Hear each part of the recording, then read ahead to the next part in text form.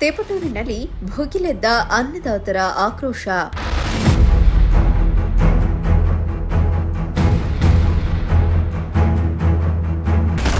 ಜಾನುವಾರುಗಳೊಂದಿಗೆ ಮೆರವಣಿಗೆ ನಡೆಸಿ ರೈತರ ಪ್ರೊಟೆಸ್ಟ್.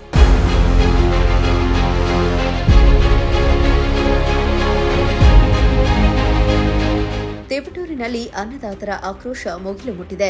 ಒಂದೆಡೆ ಸಮರ್ಪಕ ವಿದ್ಯುತ್ ಪೂರೈಕೆ ಇಲ್ಲದೆ ಬೆಳೆಗಳು ಒಣಗುತ್ತಿದ್ರೆ, ಮತ್ತೊಂದೆಡೆ ಜಾನುವಾರುಗಳಿಗೆ ಮೇವು ಸಿಗದೆ ರೈತರು ಕಂಗಾಲಾಗಿದ್ದಾರೆ. ಹೀಗಾಗಿ ವಿದ್ಯುತ್ ಸಮಸ್ಯೆ ಹಾಗೂ ಮೇವು ವಿತರಣೆ ಸ್ಥಗಿತ ಖಂಡಿಸಿ ನೂರಾರು ಜಾನುವಾರುಗಳೊಂದಿಗೆ ರೈತರು ಬೀದಿಗಿಳಿದು ಬೃಹತ್ ಪ್ರತಿಭಟನೆ ನಡೆಸಿದ್ದಾರೆ.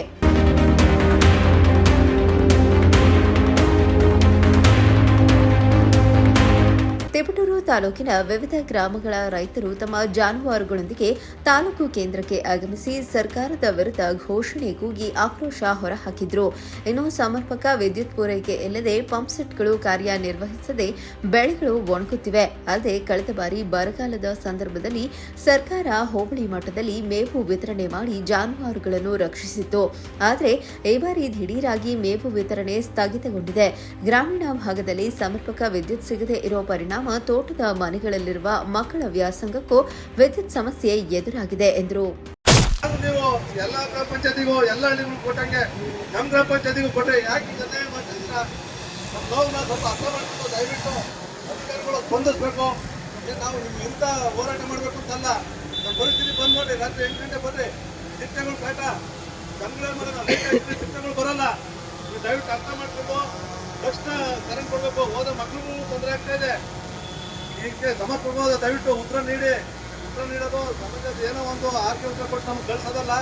ಇನ್ನೊಂದು 2-3 ದಿವಸ ಇವತ್ತಿಂದ ನೋಡ್ತೀವಿ. ಏನಾದ್ರು ಸರಿಯಾಗಿ ಎಲ್ಲರಿಗೂ ಏನು ಕರೆಂಟ್ ಕೊಡ್ತೀರ ಕೊಡಿ, ನಮಗೆ ಸ್ಪೆಷಲ್ ಕೊಡಬೇಡ್ರಿ. ಎಲ್ಲರಿಗೂ ತೋಟದ ಮನೆಗಳಿಗಂತೂ 16 ವರ್ಷದಿಂದ ಕೇಳ್ಕೊಂಡ್ರೆ ನಿರಂತರ ಜ್ಯೋತಿ ಕೊಡಿ ಅಂತ. ನೀವು ನಿರಂತರ ಜ್ಯೋತಿನೂ ಕೊಡ್ತಾ ಇಲ್ಲ. ಹಾಳಾಗೋಲಿ ಸಿಂಗಲ್ ಫೇಸು ಏನು ಕೊಡಬೇಕು ಅದನ್ನ ಕನಿಷ್ಠ ಮಿನಿಮಮ್ ಕರೆಂಟ್ ಅವರು ದಯವಿಟ್ಟು ಕೊಡ್ರಿ ಸಾಹೇಬ್ರೆ. ಬರ್ರಿ, ಅದೇನು ಹೇಳ್ತೀರಾ ರೈತರ ಮುಂದೆ ಹೇಳ್ರಿ. ಎಲ್ಲ ತೋಟದ ಮನೆಯವರು ಬಂದಿದ್ದೀವಿ. ಇನ್ನು ವಿಷಯ ತಿಳಿದು ಪ್ರತಿಭಟನಾ ಸ್ಥಳಕ್ಕೆ ಆಗಮಿಸಿದ ಬೆಸ್ಕಾಂ ಸಹಾಯಕ ಕಾರ್ಯಪಾಲಕ ಎಂಜಿನಿಯರ್ ಮನೋಹರ್ ಹಾಗೂ ಗ್ರೇಡ್ 2 ತಹಶೀಲ್ದಾರ್ ಜಗದೀಶ್ ಸ್ಥಳಕ್ಕೆ ಆಗಮಿಸಿ ರೈತರಿಂದ ಮನವಿ ಸ್ವೀಕರಿಸಿದ್ದು ಶೀಘ್ರವೇ ಹೆಚ್ಚುವರಿ ವಿದ್ಯುತ್ ಪೂರೈಕೆಗೆ ಅಗತ್ಯ ಕ್ರಮ ಕೈಗೊಳ್ಳುವುದಾಗಿ ಭರವಸೆ ನೀಡಿದರು.